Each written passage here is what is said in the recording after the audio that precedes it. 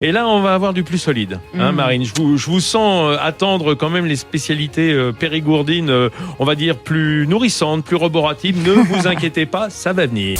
Sud Radio, les routes de l'été, 10h midi, Vincent Ferniaud. Allez, on ramène nos fraises du Périgord, bien sûr, parce qu'on y était à l'instant. Si vous voulez vous ramener votre fraise, profitez-en. Appelez notre standard au 0826 300 300. Dites Périgord et je vous offrirai, enfin c'est Sud Radio qui le fait et le Michelin, un guide rouge édition 2019. Ce guide Michelin où vous pourrez retrouver évidemment les bonnes maisons, tant les hôtels que les restaurants, dans le Périgord et ailleurs. 0826 300 300 à la fin de l'émission. Il y a un guide à gagner. Et on va tout de suite s'occuper de spécialités encore de cette belle région puisqu'on est en Dordogne. On parlait tout à l'heure de Dôme, une belle ville, une belle cité, un village magnifique. Il n'y a pas que ça qui compte. Sud Radio, les routes de l'été, les talents près de chez vous. Bon, il serait quand même temps de s'occuper de palmipèdes, Marine. Quand même. Vous nous l'avez promis, annoncé au début de j'ai annoncé. C'est normal, on est en Périgord. Allez, on va retrouver immédiatement une belle maison, les Délices de Turnac, du côté de Dôme. Et c'est Daniel Germain-Causin qui est avec nous en ligne. Bonjour Daniel. Bonjour à vous, bonjour à vos auditeurs et merci de nous accueillir sur votre antenne. Oh non, écoutez, c'est nous qui vous remercions parce qu'en fait, je me disais, combien de temps on va tenir dans le Périgord, et ça fait quelques dizaines de minutes qu'on y est, sans parler des oies et des canards. Ça serait difficile, d'autant que l'oie, ça reste un emblème du Périgord. Tout à fait. Historiquement, c'est l'oie qui a été gavée en premier. Ensuite, le canard s'est greffé dessus. Mais moi, je me souviens de ma mère et de ma grand-mère qui travaillaient que sur le produit de l'oie, quoi. Oui, c'est ça. Il y a une époque où les élevages, d'ailleurs, on parlait de confit d'oie, on parlait de foie gras d'oie, bien avant que le canard vienne supplanter l'oie. Tout à fait. Le canard s'est développé un peu plus tard quand il y a eu les problèmes de vache folle. Et c'est à ce moment-là où le canard étant une viande rouge a pris un essor un petit peu plus important. Bon alors, ce qui est important, c'est que dans le Périgord, cette image de l'oie, elle reste forte, elle reste identitaire. Et donc, il y a les éleveurs comme vous et transformateurs, puisque vous faites évidemment du foie gras à partir de votre élevage, restent attachés quand même. Il y a quand même une partie de leur cœur qui reste attachée à l'élevage des oies, quoi, uniquement. Moi, en ce qui me concerne, je suis un adepte de l'oie. C'est-à-dire, je trouve qu'on trouve une finesse, on a quelque chose qui est complètement différent du canard. Le canard, on a une amertume qui est un peu plus forte, alors que l'oie, on a quelque chose qui reste en bouche beaucoup plus longtemps et qui est beaucoup plus agréable. Voilà, il y a de la finesse. L'oie est un animal majestueux et on retrouve ça sur le foie gras également. Voilà. Majestueux et pas commode. Il suffit pour ça de s'être fait courser une fois ou deux par un jar pour savoir que ça ne lâche rien, c'est une sale bête quand on l'embête. Oui, c'est tenace, une oie. Disons que ça fait surtout pendant la période de ponte. Après, oui, en dehors de ça, l'oie est un animal qui est placide quand même. Oui, qui est plutôt docile en règle générale, et qu'on arrive très bien à manipuler. Oui, absolument. C'est un animal qui s'habitue très bien à l'homme. Alors, vous disiez toutes les qualités qu'on peut attacher à l'oie, tant du point de vue de son foie, mais aussi de sa chair, parce que le confit d'oie, c'est absolument merveilleux. Est-ce que comment expliquer que le canard est remplacé ? C'est uniquement des raisons économiques ? Oui, déjà, il y a quand même une chose importante, c'est que le canard se gave beaucoup plus rapidement. Ouais. Le canard, il est beaucoup plus robuste, parce que c'est le canard de Robert Lamour, je dirais. Le canard est toujours vivant. Alors que l'oie est beaucoup plus fragile, c'est plus long à faire, et il faut prendre davantage de précautions pour arriver à un résultat qui soit intéressant. Pour dire les choses clairement, le rendement est meilleur avec les canards, on va dire au kilo de foie gras, et donc un prix bien inférieur qui fait qu'on peut manger du foie gras sans dépenser trop d'argent, simplement.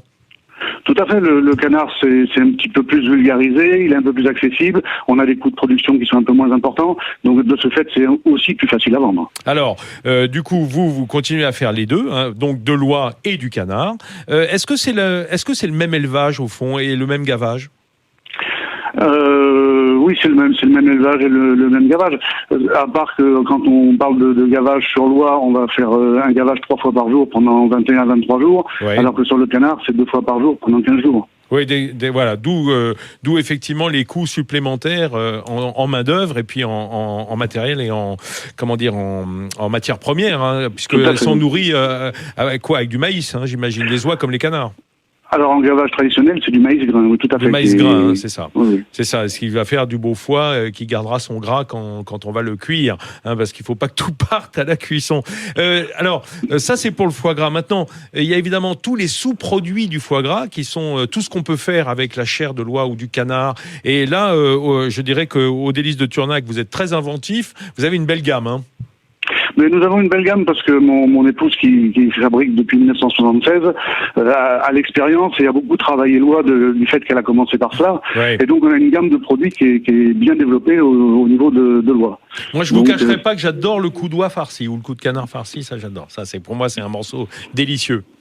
Ah ben là, nous sommes du même avis, parce que moi, je dis toujours à nos clients, venez découvrir ce plat, c'est assez typique de la région, on n'en trouve pas partout, et on a une finesse en bouche, on a quelque chose qui sort complètement de l'ordinaire. Ouais, c'est merveilleux, et puis ça peut se garder longtemps, parce que généralement, c'est vendu dans des boîtes de conserve, donc stérilisé, donc, je dirais, vie infinie. Hein, on en a dans le placard, et comme ça, quand les amis débarquent ou la famille, on a quelque chose de formidable à sortir.